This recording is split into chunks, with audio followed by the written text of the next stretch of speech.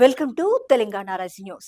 10 పైసలున్న ప్రాజెక్టులు ఎందుకు కట్టలేదంటూ సీఎం రేవంత్ రెడ్డి గారు నిలదీశారు. పెండింగ్ ప్రాజెక్టులు పూర్తి చేస్తుంటే ఇన్ని సమస్యలు వచ్చేవా అంటూ ప్రశ్నించారు సీఎం రేవంత్ రెడ్డి గారు. దేవాదుల ప్రాణహిత ఎస్ఆర్ఎస్సీలను పూర్తి చేస్తే 967 టీఎంసీలను వాడుకుని ఉండేవాళ్ళం. కానీ ఒక్క కాళేశ్వరం మీదే 1,00,000 కోట్ల పైచులు ఖర్చు పెట్టిండు. కాళేశ్వరం నీళ్లు లేకుండానే మరి ఈ రోజు రికార్డు స్థాయిలో వరి దిగుబడి సాధించి చూపినాం. 10 కేసీఆర్ హరీష్ రావు సాధించిన విజయాలేంటో అసెంబ్లీ సాక్షిగా చర్చిద్దామా అంటూ సవాల్ విసిరారు సీఎం రేవంత్ రెడ్డి గారు. గోదావరి జలాలపై అసెంబ్లీలో చర్చకు సిద్ధమంటూ పేర్కొన్నారు సీఎం రేవంత్ రెడ్డి గారు. పక్క రాష్ట్రానికి నీళ్లు తరలిస్తున్నారనే చౌకబార్ ఆరోపణలు ఇకనైనా మానుకోండి. ప్రజలు మిమ్మల్ని చూసి నవ్వుతున్నారు. చర్చల ద్వారానే నీటి సమస్యలను పరిష్కరించుకుంటాం. కేసీఆర్ మీరేం చింత పెట్టుకోకండి అంటూ సీఎం రేవంత్ రెడ్డి గారు సూచించారు. 2034 వరకు తామే అధికారంలో ఉంటామని సీఎం రేవంత్ రెడ్డి గారు వెల్లడించారు.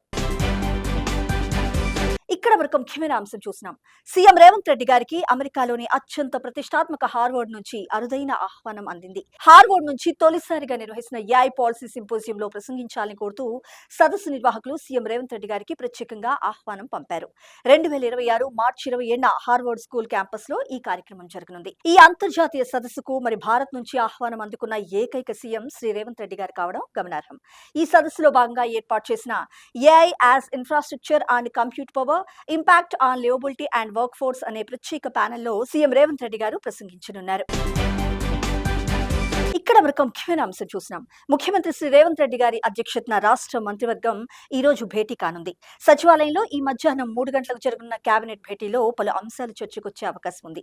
శాసనసభ బడ్జెట్ సమావేశాలు, వేసవి ఆరంభం కావడంతో వచ్చే 3 నెలల్లో తాగునీరు, విద్యా, వైద్యానికి సంబంధించి చర్చకొచ్చే అవకాశం ఉంది. అలాగే భూసేకరణ, భూముల కేటాయింపు, ఉద్యోగాల భర్తీ తదితర అంశాలపై కూడా కేబినెట్ లో చర్చించనున్నారు.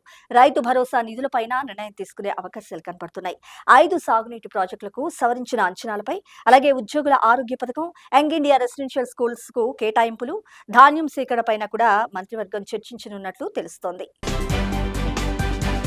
ఇక్కడ వరకు ముఖ్యమైన అంశం చూసినాం. ప్రజలతో మమేకమై కాంగ్రెస్ పార్టీని మరింత బలోపేతానికి కృషి చేయాలని డీసీసీ అధ్యక్షులకు TPCC chief MLC Mahesh Kumar Goud గారు పిలుపునిచ్చారు. ప్రజలతో సన్నిహితంగా ఉంటూ జిల్లాల్లో పార్టీని మరింత బలోపేతం చేయాలంటూ సూచించారు. తెలంగాణ ఉద్యమ నేపథ్యం, ప్రత్యేక రాష్ట్ర ఆవశ్యకత, ఆశయాలు, అమరుల త్యాగాలు, లక్ష్యాలు తదితర అంశాలపై విపులంగా అవగాహన కల్పించారు. తెలంగాణ రాష్ట్ర పోరాటానికి దారితీసిన పోరాటగాథను స్మరించుకుంటూ ఉద్యమ స్ఫూర్తిని ముందుకు తీసుకెళ్లాల్సిన బాధ్యతను వివరించారు PCC chief MLC Mahesh Kumar Goud గారు. ఇక్కడ మరొక ముఖ్యమైన అంశం చూసినాం. రాష్ట్రంలో నిర్మాణంలో ఉన్న నీటిపారుదల ప్రాజెక్టులకు అవసరమైన భూసేకరణ జూన్ నెల 2వ తేదీకి పూర్తి చేస్తామంటూ నీటిపారుదల శాఖ మంత్రి ఉత్తమ్ కుమార్ రెడ్డి గారు స్పష్టం చేశారు. 2027 డిసెంబర్ నాటికి దేవాదుల ప్రాజెక్టును పూర్తి చేసి 5.5 లక్షల ఎకరాల ఆయకట్టుకు సాగునీరు అందించడంతో పాటు తాగునీటి సౌకర్యాన్ని కల్పిస్తామంటూ పేర్కొన్నారు. ఇక్కడ మరొక ముఖ్యమైన అంశం చూసినాం.